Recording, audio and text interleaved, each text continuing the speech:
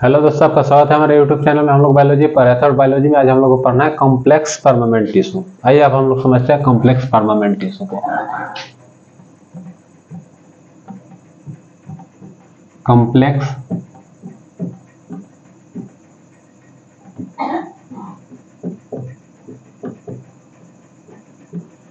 Complex permanent tissue यानी कि इसको कहते हैं जटिल अस्थायी ऊतक। जटिल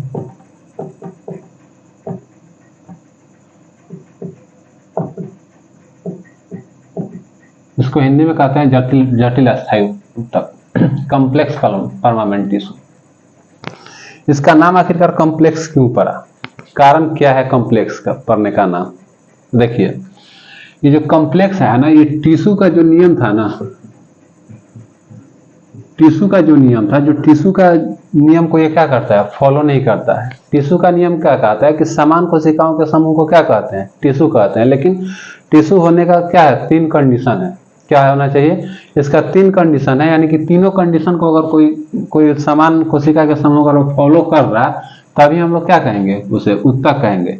जैसे पहला कंडीशन क्या था कि उसका आकार और आकृति क्या होना चाहिए, समान होना चाहिए। उसका उत्पत्ति क्या होना चाहिए, समान होना चाहिए। और कार्य भी क्या होना चाहिए, समान होना चाहिए। यानी कि कोशिका का शेप और साइज भी क्या होना चाहिए, समान होना चाहिए। उसका उत्पत्ति भी क्या होना चाहिए, समान होना चाहिए। और उसका कार्य भी क्या होना चाहिए, समान होना चाहिए। किसका, कोशिका का। तो क्या होना चाहिए, समान होना चाहिए। तब जाके क्या कहेंगे हम लोग, टिश्यू कहेंगे। लेकिन ये जो कॉम्प्लेक्स है ना, इसका उस कोशिका का ना आकार सेम है, न इसका कार्य सेम है। इसका कोई भी चीज क्या है, सेम नहीं है। फिर भी हम लोग इसको क्यों क्या कहते हैं, टिश्यू कहते हैं। इसीलिए इसका नाम क्या पड़ गया, कॉम्प्लेक्स टिश्यू। तो इसे हम कह सकते हैं कि जो कोशिका के नियम को, यानी कि सॉरी, जो टिश्यू के नियम को फॉलो नहीं करता, उसे क्या कहते हैं, कॉम्प्लेक्स टिश्यू कहते हैं। क्या कहते हैं, कॉम्प्लेक्स टिश्यू कहते हैं। ठीक ना। ये कॉम्प्लेक्स इसका नाम पड़ने का कारण यही हुआ कि क्योंकि ये टिश्यू के क्या किया था, टिश्यू का जो नियम है उसको फॉलो नहीं करता है। ये कॉम्प्लेक्स टिश्यू 2 प्रकार के होते हैं। कॉम्प्लेक्स टिश्यू 2 प्रकार के होते हैं। एक होता है जाइलम। कॉम्प्लेक्स टिश्यू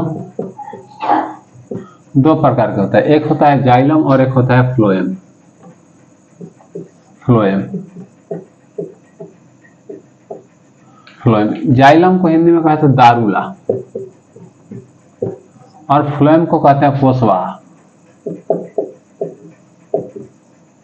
पोषवाह कहते हैं। फ्लोएम को क्या कहते हैं, पोषवाह कहते हैं। और जाइलम को क्या कहते हैं, दारूला कहते हैं। हिंदी में क्या कहते हैं, दारूला कहते हैं। कॉम्प्लेक्स टिश्यू हम आपको बताएं कि कॉम्प्लेक्स टिश्यू क्यों कहते हैं, क्योंकि ये ऊतक के डेफिनेशन को क्या करता है, फॉलो नहीं करता है। इसलिए इसका नाम क्या पड़ गया, कॉम्प्लेक्स पड़ गया। और ये कॉम्प्लेक्स कितने प्रकार के होते हैं, 2 प्रकार के। एक होता है जाइलम और एक होता है फ्लोएम। इसको इंग्लिश में ही नाम याद रखिएगा, क्योंकि इंग्लिश ही नाम दे देता है। ठीक ना। क्या होता है, जाइलम और फ्लोएम। ये जाइलम का हिंदी होता है दारूला और फ्लोएम का अर्थ होता है पोषवाह। ठीक ना। अब आइए, अब हम लोग समझते हैं जाइलम को। पोषवाह को मिटा दे रहे हैं हम लोग, समझ किसको रहे हैं, जाइलम को। देखिए, ये जाइलम होता है ना, जो हमारा जाइलम होता है, ये 4 प्रकार की कोशिका से मिलकर बना होता है। जाइलम 4 प्रकार की कोशिकाओं से मिलकर बना होता है। ट्रैकेट्स,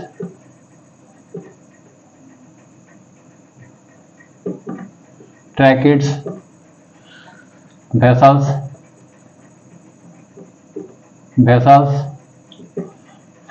जाइलम फाइबर,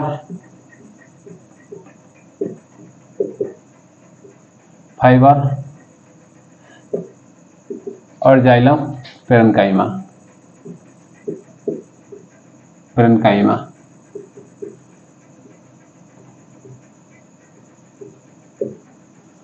ये 4 प्रकार की कोशिकाओं से मिलकर कौन बना है, जाइलम बना है। यानी कि दारूला 4 प्रकार की कोशिकाओं से मिलकर बना है। कौन, जाइलम। जिसमें ये तीनों कोशिका क्या होते हैं, मृत होते हैं। क्या होते हैं, मृत सेल होते हैं। केवल जीवित सेल कौन होता है, यही होता है जाइलम पेरेन्काइमा। केवल जीवित कौन होता है, तो जाइलम पेरेन्काइमा होता है। और एक मृत कौन होता है, ये तीनों सेल होता है। जैसे ट्रैकेट्स, वेसिकल्स और जाइलम फाइबर क्या होता है, मृत होता है। लेकिन जीवित कौन होता है, ये एक जाइलम पेरेन्काइमा होता है। ठीक ना। देखिए, इसमें ट्रैकेट्स और वेसिकल्स का काम होता है कि खनिज लवण को ऊपर ले जाना। क्या करता है, ये खनिज लवण को क्या करता है, ऊपर ले जाता है। क्या करता है, यानी कि जड़ से ऊपर की तरफ ले जाता है। यानी कि जो जाइलम होते हैं ना, जो जाइलम होते हैं, ये एक ही दिशा में गति करते हैं। क्या करते हैं, ऊपर से नीचे की तरफ गति करते हैं। और ये पूरा पौधा पेड़ में क्या होता है, पूरा हर एक जगह पाए जाते हैं। क्या रहता है, पूरा शरीर पेड़ पौधा में क्या रहते हैं, फैले रहते हैं। प्रत्येक जगह पे ये फैले रहते हैं। ये दो कोशिका इसका क्या करता है, जैसे ट्रैकिड्स और वैकल्स क्या करता है, आगे खाद्य पदार्थ को, यानी कि जल और खाद्य पदार्थ को नीचे से क्या करता है, पत्ती तक ले जाता है, ताकि प्रकाश संश्लेषण की प्रक्रिया हो सके, यानी कि फोटोसिंथेसिस का क्या हो सके, प्रक्रिया हो सके। ठीक ना। ये जो एक फाइबर है ना, जाइलम फाइबर है ना, ये मजबूती प्रदान करता है। क्या करता है, ये पेड़ पौधों को क्या करता है, मजबूती प्रदान करता है। क्या करता है, अंदर से मजबूती प्रदान करता है। अंदर से एकदम स्ट्रांग कौन बनाता है, मजबूत ये जाइलम फाइबर बनाता है। और ये जाइलम पेरेन्काइमा का काम होता है खाना को स्टोर करना। मान लीजिए कि कोई भी काम कर रहा है, ये तो पूरा जाइलम क्या कर रहा है, काम कर रहा है। जाइलम में कितने कोशिका पाए जाते हैं, 4 कोशिका, ट्रैकिड्स, वेसल्स और जाइलम फाइबर और जाइलम पेरेन्काइमा। अब ये जल को ऊपर से नीचे से ऊपर ले जाएगा। क्या कर रहा है, नीचे से ऊपर ले जाएगा। और ये क्या कर रहा है, मजबूती प्रदान करेगा। तो ये कार्य तो कर रहा है ना, तो इसको भी तो कुछ ना कुछ भोजन चाहिए कि नहीं चाहिए। तो इसके लिए भोजन कौन स्टोर करता है, जाइलम पेरेन्काइमा। पेरेन्काइमा क्या करता है, भोजन को स्टोर करके रखता है, यानी कि संचित रखता है। भोजन को क्या करता है, संचित करता है, यानी कि स्टोर करता है। स्टोर करता है यानी कि संचित करता है, संचित करता है, एकत्रित करके रखता है, ताकि ये लोग काम करेगा तो फिर इन लोग को खाना चाहिए। तो खाना चाहिए तो कौन खाना देगा, पेरेन्काइमा। इस खाना को कौन स्टोर करके रखता है, पेरेन्काइमा स्टोर करके रखता है। देखिए, पौधा को 17 प्रकार के पोषक तत्वों की आवश्यकता है। कितना, 17 प्रकार के पोषक तत्वों की आवश्यकता है एक पौधा को, यानी कि एक पेड़ को 17 प्रकार के पोषक चीजों की आवश्यकता होती है। जो 17 प्रकार के पोषक चीज होते हैं ना, उसमें से 3 को तो ये क्या ले लेता है, प्राकृतिक से ले लेता है। 3 को क्या कहां से ले लेता है, प्राकृतिक से ले लेता है। कौन कौन, कार्बन, ऑक्सीजन,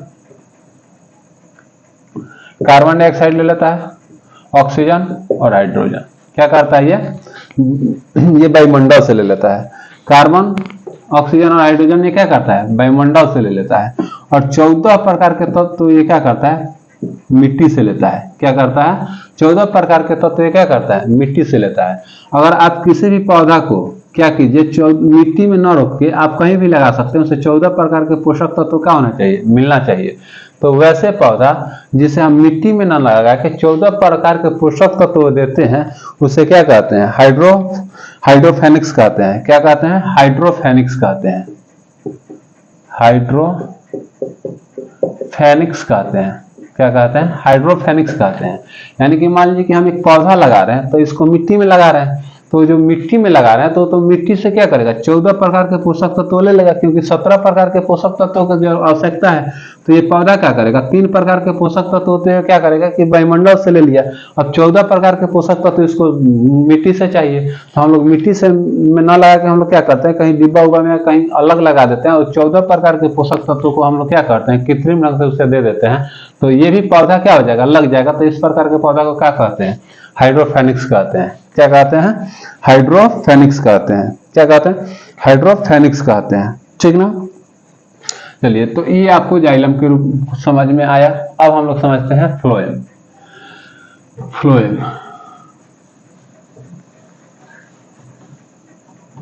फ्लोएम,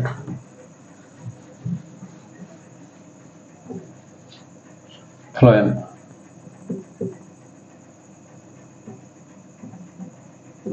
फ्लोएम। ये फ्लोएम भी होता है ना, ये फ्लोएम भी 4 प्रकार की कोशिकाओं से मिलकर बना होता है। फ्लोएम भी 4 प्रकार की कोशिकाओं से मिलकर बना होता है। एक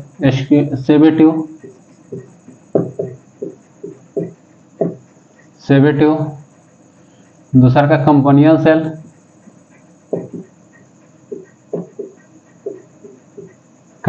सेल, तीसरा का फ्लोएम फाइबर,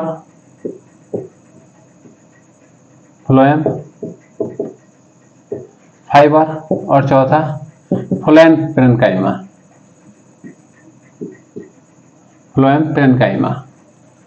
ये 4 प्रकार के सेल से क्या होता है, बना रहता है। फ्लोएम हम पेरेन्काइमा नहीं लिखे हैं, पेरेन्काइमा लिख दे रहा है। आप लोग कंफ्यूज मत ना कीजिएगा।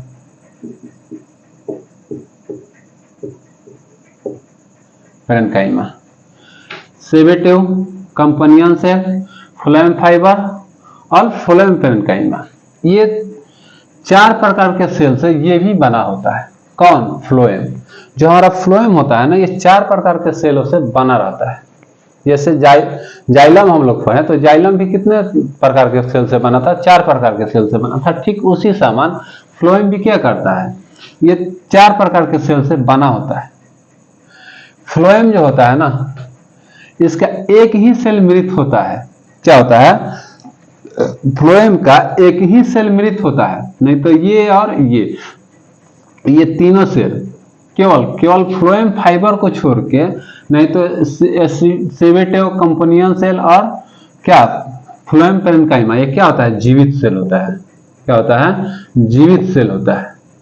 और इसका केवल फ्लोएम फाइबर क्या रहता है? मृत सेल रहता है। क्या रहता है? मृत सेल रहता है। तो फ्लोएम में सेवेटिव, कंपोनियन सेल और फ्लोएम पेरेन्काइमा ये क्या रहता है? जीवित रहता है। लेकिन इसका फ्लोएम फाइबर जो सेल होता है ये क्या रहता है? मृत रहता है। तो देखिए हम लोग फ्लोएम में एक ही सेल मृत रहता है, फ्लोएम फाइबर, लेकिन जाइलम में 3 सेल मृत था। कितना सेल मृत था? और एक ही सेल क्या था? जीवित था। ठीक ना? लेकिन यहाँ को 3 गो सेल क्या है? जीवित है और एक सेल क्या है? मृत है। क्या है? मृत है। देखिए वहां ये जो दोनों है ना, ये ऊपर से भोज्य पदार्थ को क्या करता है? नीचे की तरफ लाता है। ये दोनों जो है ना, ऊपर से भोज्य पदार्थ को नीचे की तरफ लाता है। यानी कि पत्ता से किधर लाता है? नीचे की तरफ। यानी कि मान लीजिए कि खाना बनाने के लिए जाइलम क्या किया? नीचे से ऊपर ले गया जल को, और ऊपर खाना बन गया। पत्ता क्या किया? खाना बनाया, क्योंकि सबसे ज्यादा क्लोरोफिल कहाँ पाया जाता है? पत्ती में पाया जाता है। तो पत्ती में खाना बना, और उस खाना को लेकर कौन आएगा? सेवेटिव और कंपोनियन सेल। और आएगा, सब क्या करेगा? बराबर बराबर भागों में बांट देगा। क्या करेगा? बराबर बराबर भागों में बांट देगा। तो ये क्या करता है कि ये फ्लोएम क्या करता है कि किधर से किधर गमन करेगा? तो पत्ती से जड़ की तरफ। ये किधर चलता है? तो पत्ती से जड़ की तरफ। फ्लोएम पत्ती से जड़ की तरफ, जाइलम जड़ से पत्ती की तरफ। ठीक ना? तो ये फ्लोएम क्या करता है? भोज्य पदार्थों को लाता है। अब देखिए ये तो हो गया। और ये जो फ्लोएम फाइबर है ना, ये भी क्या करता है? मजबूती प्रदान करता है। आंतरिक मजबूती प्रदान करने का काम कौन करता है? फ्लोएम फाइबर करता है। कौन करता है? फ्लोएम फाइबर करता है। ये फ्लोएम पेरेन्काइमा का काम कराता है भोजन को। इसका भी काम क्या है? पेरेन्काइमा जहां भी रहेगा ना, तो आप इतना समझिए कि वो भोजन को क्या करता है? संचित करता है। ये भी क्या करेगा? भोजन को संचित करेगा, क्योंकि ये पूरा फ्लोएम काम करेगा, ये सब काम करेगा। तो इन लोगों को खाना चाहिए, तो खाना कौन देगा? पेरेन्काइमा देगा। तो कैसे देगा भाई? जब रखेगा तब ना देगा। तो ये पेरेन्काइमा क्या करता है? भोजन को स्टोर करता है। ठीक, हम लोग ये जितना प्लांट टिश्यू था हम लोग इसको समझ लिए। अब हम लोग चलते हैं एनिमल टिश्यू की तरफ। किधर चलते हैं? एनिमल टिश्यू, यानी कि जंतु का सेल, कुछ उत्तक, जंतु उत्तक, एनिमल टिश्यू। देखिए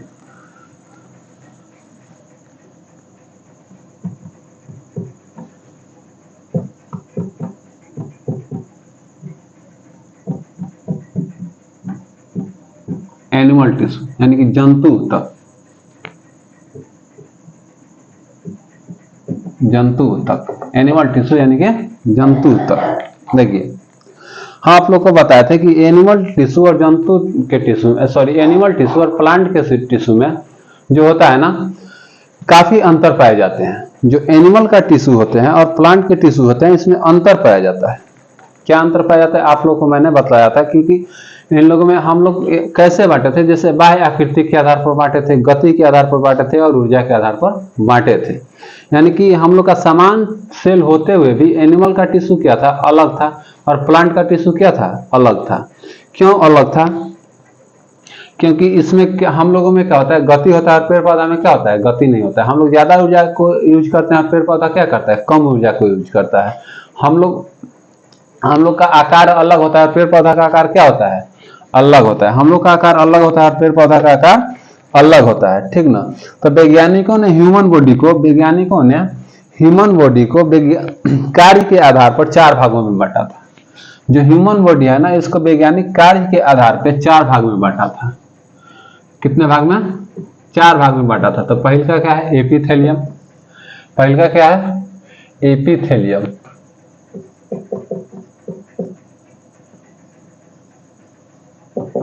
एपिथेलियम टिश्यू।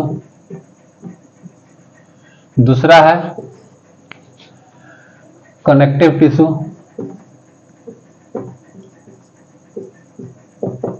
Connective tissue. तीसरा है मस्कुलर टिश्यू,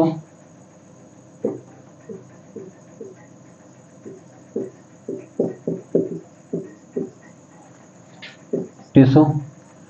चौथा है नर्वस सिस्टम,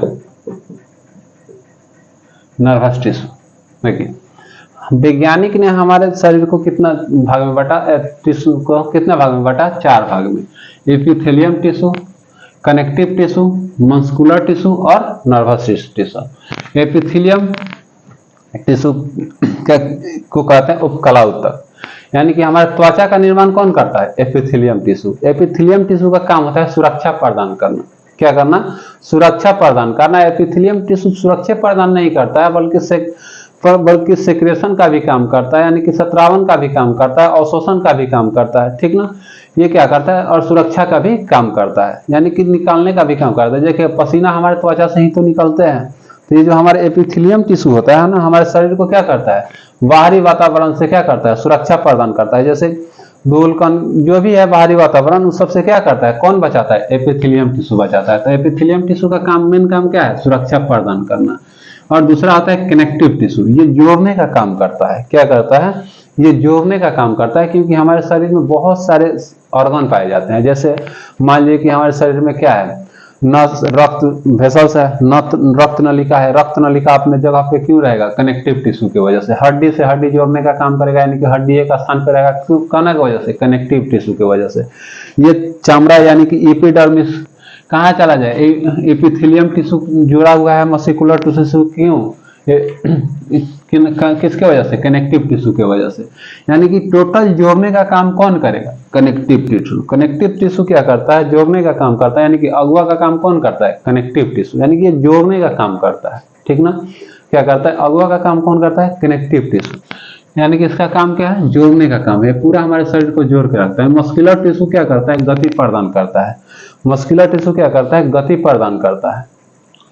और ये नर्वस सिस्टम क्या करता है, सूचना को प्रदान करता है। जैसे कि पूरा सूचना को कहाँ ले जाके देगा, ब्रेन की तरफ। जैसे कि मान लीजिए कि यहाँ बाएं तरफ, यहाँ मान लीजिए कि मच्छर बैठा है, ये मच्छर बैठा है बाएं तरफ, बाएं गाल पे, और कहाँ बैठा है, सब का सूचना किसके वजह से जाता है, नर्वस सिस्टम की वजह से। ये तंत्रिका तंत्र में अगर कुछ भी हो जाता है ना, तो ये तंत्रिका तंत्र कहाँ पाया जाता है, ब्रेन में पाया जाता है। यानी कि तंत्रिका तंत्र में अगर कुछ भी हो जाता है ना, तो मुझे बहुत मुश्किल हो जाता है, ठीक ना। तो ये अलग से ही नर्वस सिस्टम हम लोग को पढ़ना है, तो अभी उतना डिटेलली में हम लोग नहीं पढ़ेंगे, ठीक ना। लेकिन इसका एक चैप्टर आएगा, जैसे ही ब्रेन पढ़ाएंगे उस टाइम हम आप लोगों को नर्वस सिस्टम के बारे में बताएंगे। अब आइए, अब हम लोग स्टार्ट करते हैं एपिथेलियम टिश्यू। एपिथेलियम टिश्यू, ये टिश्यू क्या करता है, हमें सुरक्षा प्रदान करता है। जो एपिथेलियम टिश्यू है सुरक्षा प्रदान करता है। क्या करता है, सुरक्षा प्रदान करता है। एपिथेलियम टिश्यू का काम क्या है, सुरक्षा प्रदान करना। क्या करता है, सुरक्षा प्रदान करता है। एपिथेलियम टिश्यू हमारे शरीर को क्या करता है, सुरक्षा प्रदान करता है। साथ ही साथ ये क्या करता है, कि डिफ्यूजन और सेक्रेशन और एब्जॉर्प्शन का भी काम करता है। डिफ्यूजन यानी कि डिफ्यूजन का हिंदी विसरण, स्रावन और अवशोषण का भी काम करता है। यानी कि डिफ्यूजन का भी ये काम करता है। क्या चीज काम करता है, डिफ्यूजन का भी ये काम करता है। क्या करता है, डिफ्यूजन का काम करता है। क्या करेगा, डिफ्यूजन,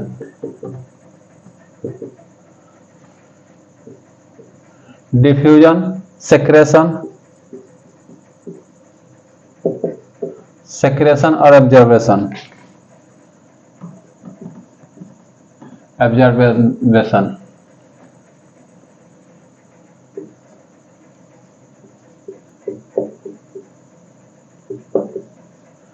यानी कि डिफ्यूजन, सेक्रेशन और absorption.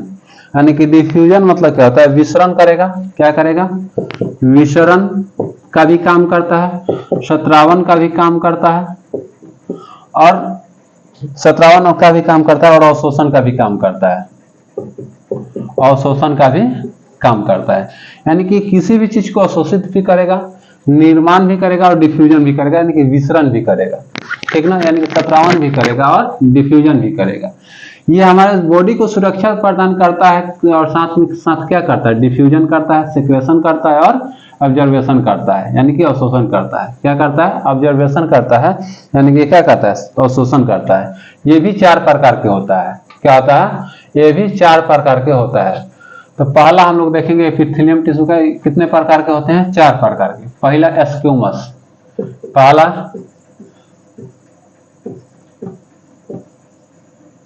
एस्क्यूमस tissue, एस्क्यूमस epithelium tissue, एस्क्यूमस tissue हम लिखते रहे, एपिथेलियम नहीं लिख रहे हैं, टिश्यू लिखते रहे। एस्क्यूमस टिश्यू क्या है, पहला एस्क्यूमस टिश्यू। ये जो एस्क्यूमस टिश्यू होते हैं ना, इसका कोशिका देखिएगा ना तो चपटे हुए रहते हैं। जो इसका कोशिका होता है चपटा चपटा रहता है और इसका केंद्रक भी क्या रहते हैं, चपटे चपटे रहते हैं, यानी कि इसका केंद्रक भी क्या रहता है, चपटा हुआ रहता है। इसका कोशिका भी चपटा हुआ रहता है और इसका केंद्रक भी क्या रहता है, चपटा हुआ रहता है। क्या हुआ रहता है, चपटा हुआ रहता है। और ये हमारे शरीर के बाह्य त्वचा का निर्माण करता है, यानी कि त्वचा का कौन निर्माण करता है, एस्क्यूमस टिश्यू। यानी कि जितने हमारे त्वचा, ये सब त्वचा का कौन निर्माण करेगा, एस्क्यूमस टिश्यू। क्या निर्माण करता है, एस्क्यूमस टिश्यू। यानी कि ये क्या करता है, इसका कोशिका चिपटा रहता है और ये त्वचा का क्या क्या करता है, निर्माण करता है। क्या करता है, त्वचा का निर्माण करता है। त्वचा यानी कि जीव का भी निर्माण करेगा, यानी कि त्वचा के साथ साथ क्या चीज का, जीव का भी निर्माण कौन करता है, एस्क्यूमस टिश्यू। यानी कि त्वचा के साथ साथ जीव का भी निर्माण कौन करता है, एस्क्यूमस टिश्यू करता है। कौन करता है, एस्क्यूमस टिश्यू करता है। तो एस्क्यूमस टिश्यू का काम ही है क्या करना, त्वचा का निर्माण करना और जीव का निर्माण करना। ये साथ में क्या करता है, ये एस्क्यूमस टिश्यू आहार नल में भी पाया जाता है। आहार नल, रक्त नलिका यानी कि नस, रक्त नलिका में भी पाया जाता है, आहार नल में भी पाया जाता है। कौन, एस्क्यूमस टिश्यू। ये रक्त नलिका में भी पाया जाएगा, आहार नल में भी पाया जाएगा, ठीक ना। फेफड़ा के वायु कोष्ठक में भी पाया जाएगा, यानी कि लगभग हर एक जगह पाया जाता है, क्योंकि ये त्वचा का निर्माण करता है। हमारे ऊपरी त्वचा का तो निर्माण करता है, जो साथ में साथ क्या करता है, जीव का भी निर्माण करता है। और रक्त नलिका भी तो डायरेक्ट तो जाता नहीं है, वो तो डायरेक्ट बना नहीं है, वो भी तो किसी न किसी लेयर से ढका हुआ है ना। तो उस लेयर का निर्माण कौन करता है, एस्क्यूमस टिश्यू। कौन करता है, एस्क्यूमस टिश्यू। इसमें एक विशेष लेयर बनाने की क्षमता होता है। ये क्या करता है, एक विशेष कार्य इसका होता है, लेयर बनाने का काम होता है। ये पूरा लेयर को क्या करता है, तैयार करता है। देखिए कहीं लेयर ज्यादा बना देता है तो वहां का चाम क्या हो जाता है, मोटा हो जाता है। जैसे तलवा का चाम क्या होता है, मोटा होता है, जिसमें एरी हम लोग बोलते हैं। एरी का चाम सबसे ज्यादा मोटा होता है, किसके वजह से, एस्क्यूमस टिश्यू के वजह से। आंख पे सबसे पतला चाम क्या होता है, आंख पे होता है। तो सबसे पतला कम लेयर बनाया, कौन बनाया, एस्क्यूमस टिश्यू बनाया। यानी कि जहां मोटा बनाना है तो यहाँ ज्यादा लेयर बना देगा तो मोटा हो जाएगा, जहां कम लेयर बनाएगा वहां क्या हो जाएगा, पतला हो जाएगा।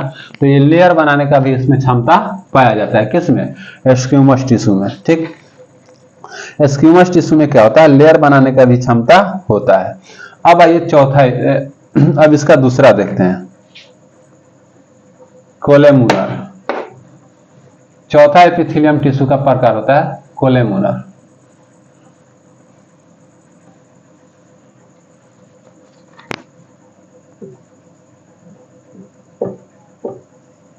कोलेमुलर ये स्तंभकार इसे कहते हैं। क्या कहते हैं, स्तंभकार कहते हैं। क्या कहते हैं, स्तंभकार उत्तक कहते हैं। कोलेमुलर टिश्यू स्तंभकार टिश्यू कहते हैं। इसे हिंदी में क्या कहते हैं, स्तंभकार टिश्यू कहते हैं। इसका टिश्यू जो होता है ना, ये लंबा लंबा ऐसे रहता है। क्या रहता है, ऐसे। और इसमें कुछ ऐसे ऐसे ऐसे ऐसे संरचना पाए जाते हैं, जिसे माइक्रोविलाई कहते हैं। जिसे क्या कहते हैं, माइक्रोविलाई कहते हैं। माइक्रोविलाई कहते हैं। क्या कहते हैं, इसे माइक्रोविलाई कहते हैं। ये हमारे आहार नल में पाया जाता है। क्या करता है, आहार नल में पाया जाता है। प्लस में छोटी आंत में भी पाया जाता है। कहाँ पाया जाता है, छोटी आंत में पाया जाता है। कहाँ पाया जाता है, आहार नल में। प्लस में कहाँ पाया जाता है, छोटी आंत में पाया जाता है। यानी कि ये काम क्या करता है, ये कोशिका का काम क्या है, यानी कि इस टिश्यू का काम क्या है, ये क्या करता है कि एब्जॉर्बेशन का काम करता है और सिक्रेशन का काम करता है। क्या करता है, एब्जॉर्बेशन का काम करता है, यानी कि अवशोषण का काम करता है, और सत्रावन का काम करता है, यानी कि जहां निकलना होगा वहां भी होगा और जहां अवशोषण होगा वहां भी होगा।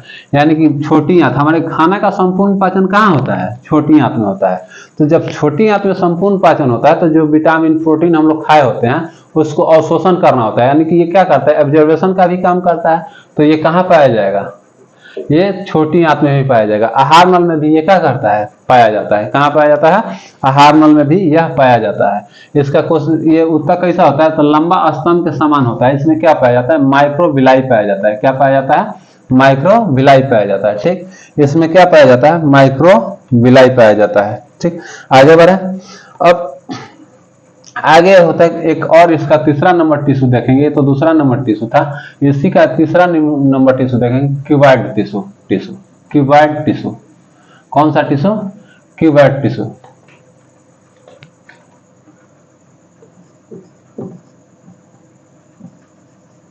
क्यूबॉइड यानी कि घनाकार उत्तक, क्यूबॉइड टिश्यू। क्यूबॉइड टिश्यू यानी कि घनाकार उत्तक। घनाकार उत्तक यानी कि इसका उत्तक जो होगा ना एकदम घन के समान होगा। क्या होगा? एकदम घन के समान होगा। इसका उत्तक जो होगा ना एकदम कैसा होगा? घन के समान होगा। क्या होगा? घन के समान होगा। और ये ग्रंथि का निर्माण करता है, ग्रंथि का निर्माण करता है, लेकिन हार्मोनल ग्रंथि का नहीं निर्माण करेगा। जिसमें हार्मोन रहता है उस ग्रंथि का निर्माण नहीं करता है। ये एपिडर्मिस यानी कि त्वचा के ठीक नीचे वाले ग्रंथि को निर्माण करता है। क्या करता है? त्वचा के ठीक नीचे वाला ग्रंथि का निर्माण करता है, जैसे लैक्रिमल ग्रंथि,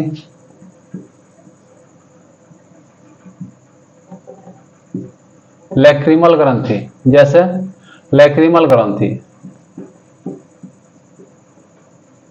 लैक्रिमल ग्रंथि ग्लैंड, जैसे लैक्रिमल ग्लैंड, और आपका सेरोमिनस ग्लैंड,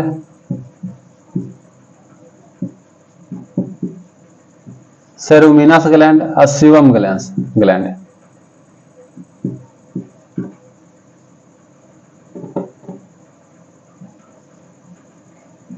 सीवम ग्लैंड देखिए ये आंख में पाया जाता है, आंसू का निर्माण करता है। हम लोग रोते होते हैं तो किसके वजह से आंसू निकलता है? लैक्रिमल ग्रंथि से। ये जो ग्लैंड है ना, सेरोमिनस ग्लैंड, ये सेरोमिनस जो है ना ये कान में पाया जाता है। क्या पाया जाता है? कान में पाया जाता है सेरोमिनस ग्लैंड। इसका काम क्या रहता है? कान में मोम की तरह एक पदार्थ को निकाल के रखता है जो एकदम तरह चिपिट देखिएगा रहता है। वो क्या करता है? धूल कन जाता है तो उसको क्या करता है? सटा लेता है और धीरे धीरे इकट्ठा करते करते करते करते क्या हो जाता है? एक जगह होता है, जिससे हम लोग क्या कहते हैं कि खोटी कहते हैं। कान में क्या हो गया? खोटी हो गया। हम लोग ऐसे क्या करते हैं? निकालते हैं। किसके वजह से? सेरोमिनस की वजह से। ये सीवम ग्रंथि जो होता है ना, जो सेरोमिनस समझ में आया, ये कहाँ पाया जाता है? कान में पाया जाता है। सेरोमिनस कहाँ पाया जाता है? कान में। और ये सीवम कहाँ पाया जाता है? एकदम त्वचा के ठीक नीचे रहता है। और ये इससे क्या करता है? तलीय पदार्थ को निकालते रहता है। जैसे देखिएगा कोई कोई कहता है कि अरे मेरा चेहरा क्या है? वाइली है, यानी कि उसमें क्या है? सीवम ग्लैंड ज्यादा है। यानी कि सीवम ग्लैंड क्या कर रहा है कि तलीय चीज को ज्यादा निकाल दे रहा है। क्या कर रहा है? तलीय चीज को क्या कर रहा है? ज्यादा निकाल दे रहा है। यानी कि एकदम उसका देखिएगा मुंह सुबह सुबह उठेगा ना तो पचर पचर हिंगा मार लगेगा कि भयल है। ठीक ना? तो कौन ग्लैंड की वजह से हो जाता है? सीवम ग्लैंड की वजह से हो जाता है। क्या हो जाता है? सीवम ग्लैंड की वजह से हो जाता है। तो इसका इतना ही होता है। क्यूबॉइड ग्लैंड क्या करता है? ग्लैंड का निर्माण करता है। ठीक ना? अब एक इसी का प्रकार, लास्ट प्रकार होता है सिलेंट्रेटा। Coelenterata, Coelenterata,